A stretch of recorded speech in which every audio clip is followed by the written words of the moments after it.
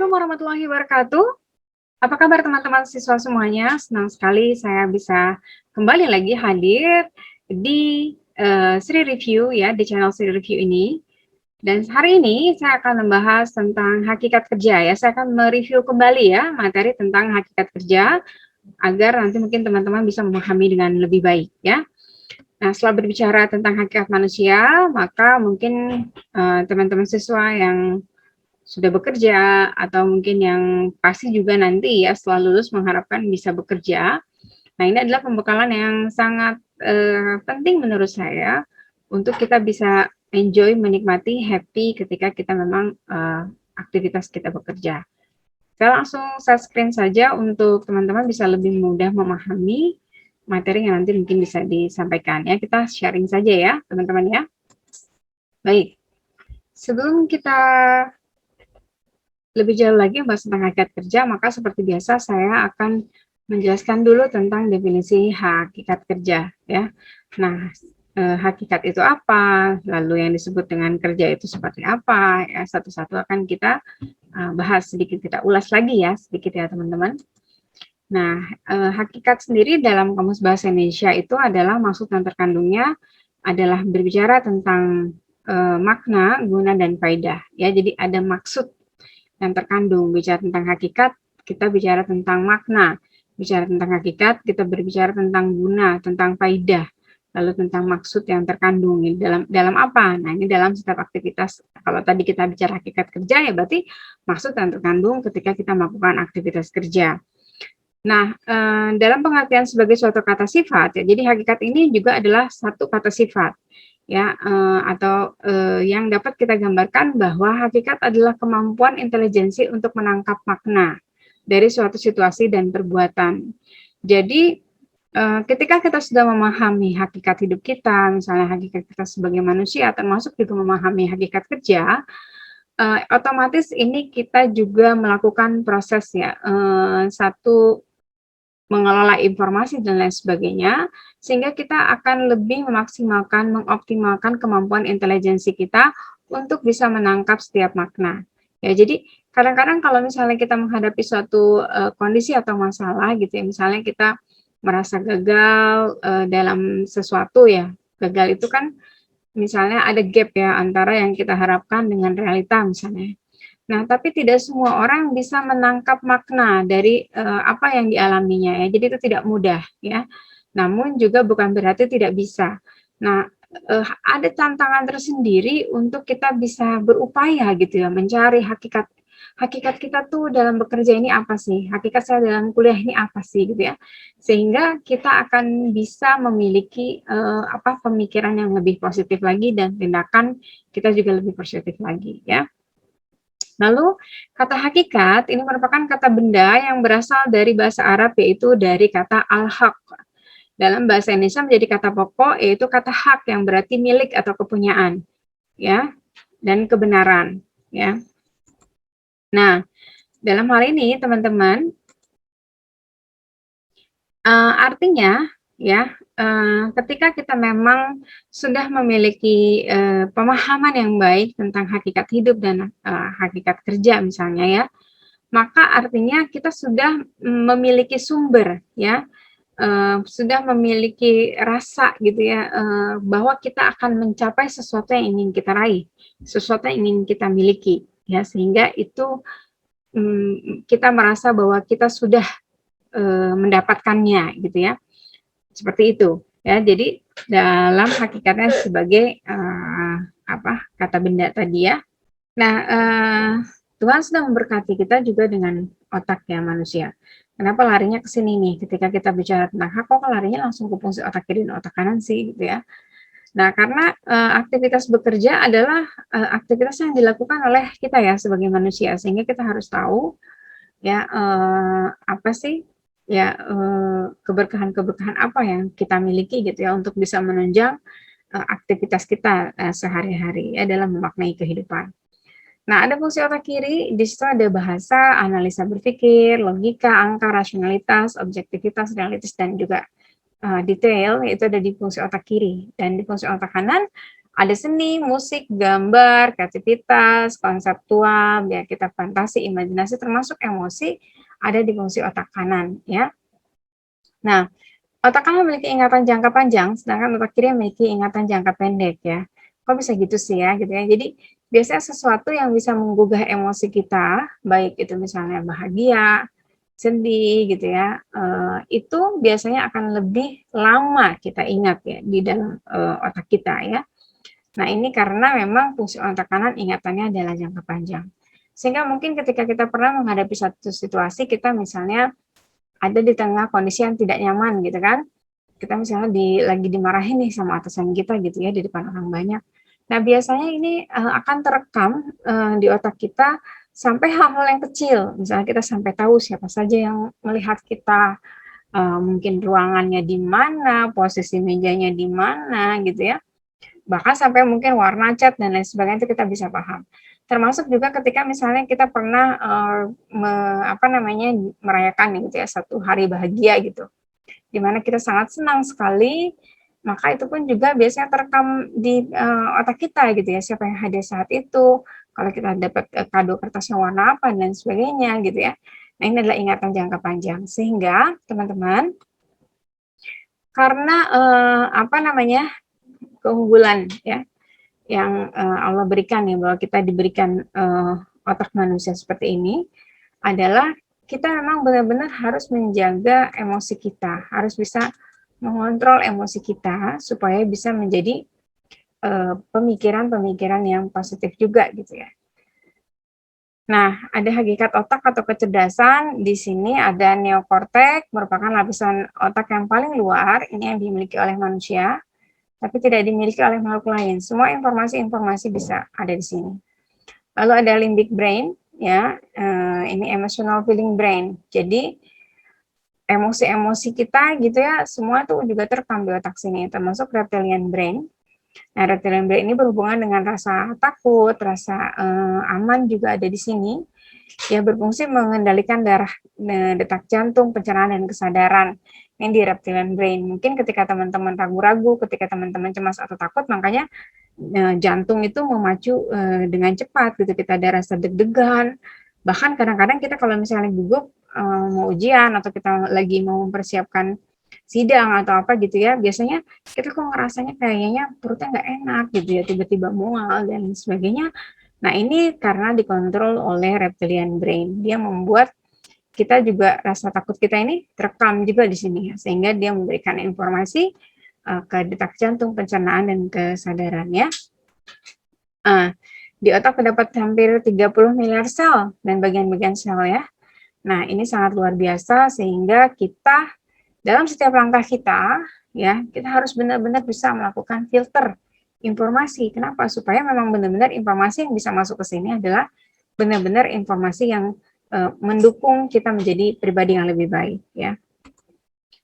Nah, ada 3 ragam kecerdasan, ada kecerdasan intelektual, kecerdasan asosiatif, kecerdasan menyatukan IQ, dan EQ ada spiritual quotient ini ya. Jadi setiap manusia juga diberkahi dengan ketiga kecerdasan ini. Tapi ketika kita dalam bekerja ya, ini fungsi ketiga kecerdasan ini otomatis akan kita gunakan gitu ya, akan kita gunakan.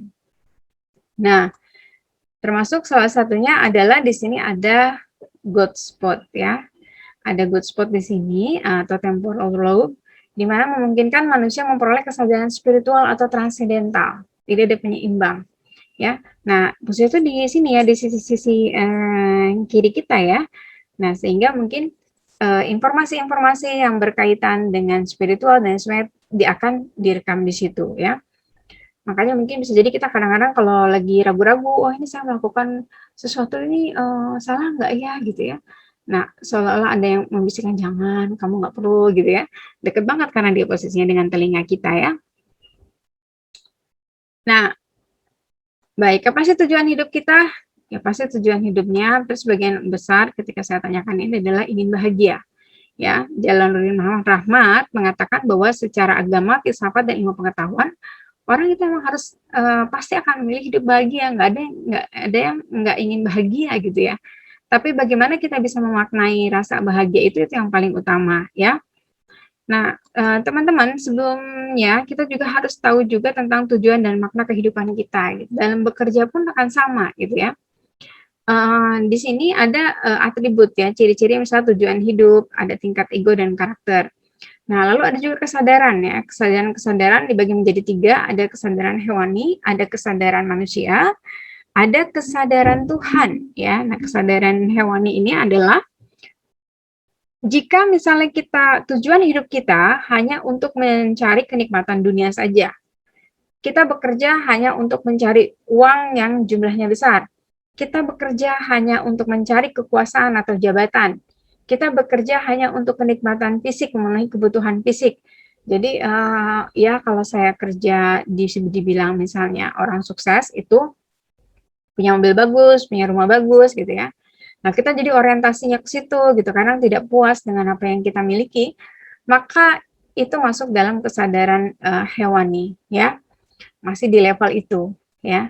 Tapi apabila kita kembangkan lagi, setelah itu kita mungkin dapat informasi gitu ya, dapat ilmu pengetahuan juga bahwa ternyata sukses itu tidak identik dengan gaji besar. Sukses tidak identik dengan kekayaan, gitu. Tapi bagaimana apakah ketika kita bekerja, kita merasa tenang nggak sih? Kita merasa nyaman nggak sih? Ataukah mendapatkan uang besar itu dengan cara yang baik atau tidak, misalnya gitu ya. Nah, ketika kita berargumentasi secara pribadi diri sendiri ya, mempertanyakan hal tersebut, maka kita sudah mulai membangun konsep kesadaran manusia, di mana dia akan mencoba untuk mencari keseimbangan dunia dan rohani ya. Oh, saya bekerja ternyata tidak hanya untuk dunia aja. Saya juga harus memikirkan rohani saya gitu ya. Rasa kenyamanan saya dalam bekerja seperti apa misalnya. Sehingga ini dia akan mempertimbangkan itu pula. Termasuk juga apa namanya? mulai menyeimbangkan, ada self control ya, ketika dia merasa tidak nyaman. Kalau dulu misalnya ketika bekerja nggak nyaman ya dong marah-marah, tapi ternyata dengan marah-marah itu menyakiti hati orang lain. Nah, setelah dia sadar bahwa oh ya kalau saya menyakiti orang lain artinya saya malah menambah masalah gitu ya. Nah, ini juga dia akan masuk dalam kesadaran manusia. Lalu ada setelah misalnya nanti level itu bertambah, informasi bertambah juga, dia mulai mempelajari juga nilai-nilai agama dengan baik gitu ya, akhirnya masuk dalam kesadaran Tuhan, sehingga dia akan merasakan kenikmatan rohani. Dia kok merasa lebih tenang gitu ya, bekerja dengan lebih tenang karena mungkin berprinsip bahwa bekerja adalah ibadah, dan kekayaan yang dimilikinya itu menjadi salah satu alat untuk menyempurnakan kesadaran rohaninya tersebut ya, kesadaran dirinya dengan Tuhan. Jadi kalau punya uang gaji besar, nggak lupa juga untuk memotong zakatnya, atau juga membagikan sebagian untuk bersedekah, misalnya seperti itu. Nah, ini lengkap gitu ya, ketika perubahan seseorang itu bisa saja terjadi ya, dari awalnya dia memang bekerja hanya untuk mencari materi, tapi lalu selanjutnya setelah dia memahami, dia bekerja untuk bisa membuat hidupnya lebih nyaman, membahagiakan orang lain, ya tidak hanya diri dia sendiri. Lalu juga mungkin berpikir bahwa kekayaan yang dimiliki, harta yang dimiliki itu bisa digunakan untuk bekal di akhirat misalnya ya, itu sudah masuk dalam level kesadaran Tuhan. Nah, tingkat egonya juga, kalau kesadaran hewani tingkat egonya otomatis tinggi ya, kesadaran manusia sedang, kesadaran Tuhan itu sedikit rendah ya. Dan karakter kesadaran hewani itu biasanya terlihat misalnya dari kita selalu berpikir berburuk sangka, sombong, pikir, munafik, marah, bekerja dengan pamrih. Jadi kalau misalnya nggak ada upahnya, dia nggak mau kerja maksimal misalnya gitu ya. Tidak percaya dan tidak ingat kepada Tuhan. Ini karakternya. Ya, sedangkan karakter untuk kesadaran manusia atau sedang itu dia kadang-kadang ada di level tengah-tengah ya, antara dengan kesadaran Tuhan. Kalau di karakternya itu kan kesadaran Tuhan itu positive thinking, rendah hati, dermawan, jujur, penyabar gitu ya, bekerja dengan tulus dan pasrah menyerahkan semuanya kepada ketentuan yang Allah berikan. Nah, kalau nanti di kesadaran manusia di kadang-kadang tengah, ada sih kadang-kadang misalnya berpikir negatifnya, tapi langsung cepat-cepat bisa dirubah juga menjadi berpikiran positif dengan mencari makna lagi tadi Barik ya. Maknanya apa sih yang bisa saya ambil dari setiap peristiwa ya. Oke. Saya akan langsung ke pengertian kerja. Kerja itu apa sih? Pekerjaan adalah usaha yang ditunjukkan untuk memenuhi kebutuhan diri sendiri awalnya, atau kebutuhan umum ya, sehingga orang bekerja itu bertujuan untuk mempertahankan eksistensi diri dan keluarganya. Bisa juga seperti itu ya. Jadi hakikat kerja adalah bagaimana seseorang memaknai pekerjaan yang dilakukan. Intinya seperti itu sih, ya. Jadi ketika kita bekerja, kita ingin melakukan sesuatu, ingin menunjukkan eksistensi kita, apa yang kita miliki, skill, kompetensi yang kita miliki, ingin kita tunjukkan sehingga bisa bermanfaat untuk diri kita sendiri dengan orang lain, ya. Dan hasil kerja itu nanti juga bermanfaat misalnya untuk keluarga. Nah, jadi bagaimana kita bisa memaknai pekerjaan yang dilakukan, itu yang disebut dengan hakikat kerja, ya. Dalam bekerja, teman-teman, pasti kita juga tidak melupakan motivasi kerja, ya.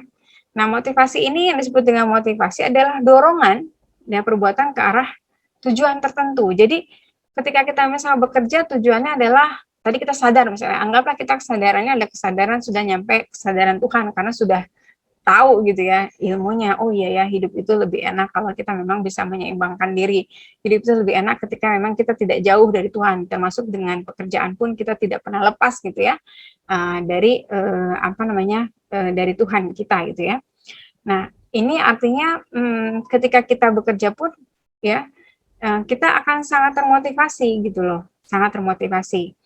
Nah motivasi kerja juga akan menimbulkan semangat dan dorongan kerja seseorang bisa menjadi lebih baik lagi. Ketika dia lagi turun, motivasinya dia ingat lagi tujuan hidup saya apa, lalu makna hakikat kerja saya apa, untuk siapa saya bekerja, lalu kalau misalnya saya tidak bekerja, kira-kira apa yang bisa goal saya bisa nggak sih nyampe gitu ya, seperti itu ya.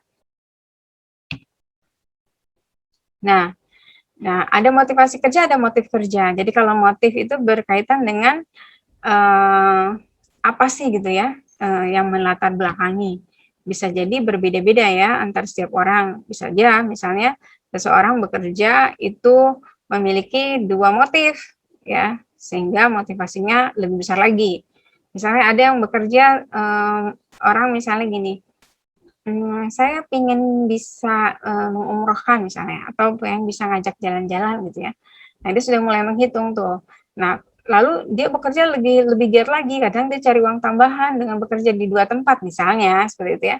Nah, itu adalah motif. Jadi yang motifnya adalah dia ingin berlibur, lalu motivasinya itu membuat dia termotivasi untuk bekerja lebih, atau dan termotivasi juga untuk menabung. Ya, ini dua-duanya ini adalah sangat berkaitan.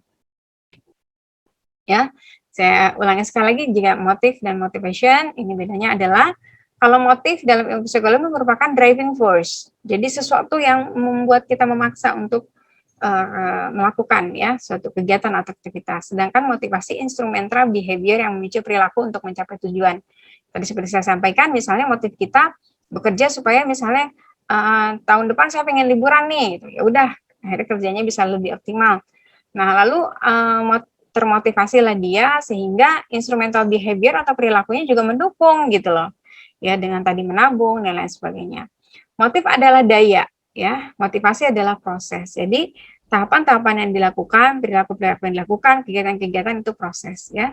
Tapi motifnya adalah the power-nya. Motif adalah kebutuhan dan motivasi adalah keinginan, ya. Bicara kalau motif ya kebutuhannya tadi pengen liburan, motivasi adalah keinginan kita untuk bisa mencapai apa yang sudah kita tentukan. Lalu kekuatan motif dapat menurun, ya, motivasi dapat menjadi dorongan. Jadi ketika misalnya motifnya tadi pengen liburan tapi kok kayaknya tiketnya malah tambah mahal, itu kan bisa jadi turun juga tuh.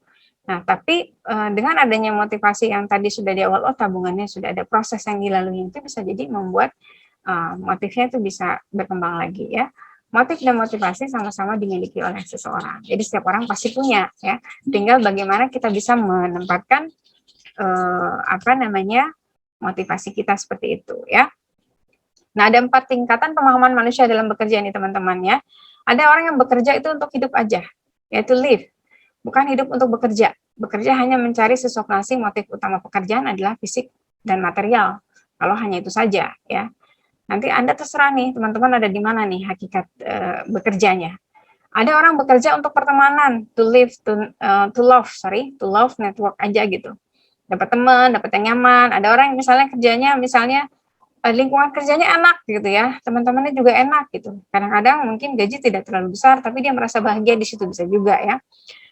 Atau ternyata misalnya dia pengen dapat teman yang lebih luas lagi gitu ya. Nah, bisa jadi misalnya dia bekerja punya target-target tuh, saya kayaknya 3 tahunan aja deh di perusahaan ini, nanti saya pindah lagi misalnya ya. Jadi motif utama pekerjaannya ada relasi sosial ya. Jadi dia mungkin ingin punya banyak rekanan yang lebih banyak. Lalu ada yang bekerja untuk belajar, to learn ya, memaknai pekerjaan tidak hanya mencari harta tapi menambah pengalaman, menguji kemampuan, motif utamanya adalah intelektual. Jadi dia benar-benar ingin belajar gitu ya, ingin saya misalnya sekarang bekerja di perusahaan yang kecil, lalu nanti dia bercita-cita lagi, dia membangun lagi motivasinya untuk bisa bekerja di perusahaan yang mungkin skalanya lebih sedang, sehingga sampai besar adalah tujuannya untuk dia bisa belajar lebih banyak ya. Atau biasanya nih orang ini yang lebih tertantang, terchallenge ketika misalnya ada kesempatan untuk pindah di bagian ya, tadi misalnya di bagian marketing, lalu misalnya ada posisi nih di HR nih, kenapa saya nggak nyoba, misalnya seperti itu ya. Nah ini orang yang bekerja untuk belajar ya, jadi dia fun-fun aja sih ya. Lalu ada orang yang bekerja untuk berbagi kenikmatan dan mewariskan sebesar-besarnya kepada orang lain.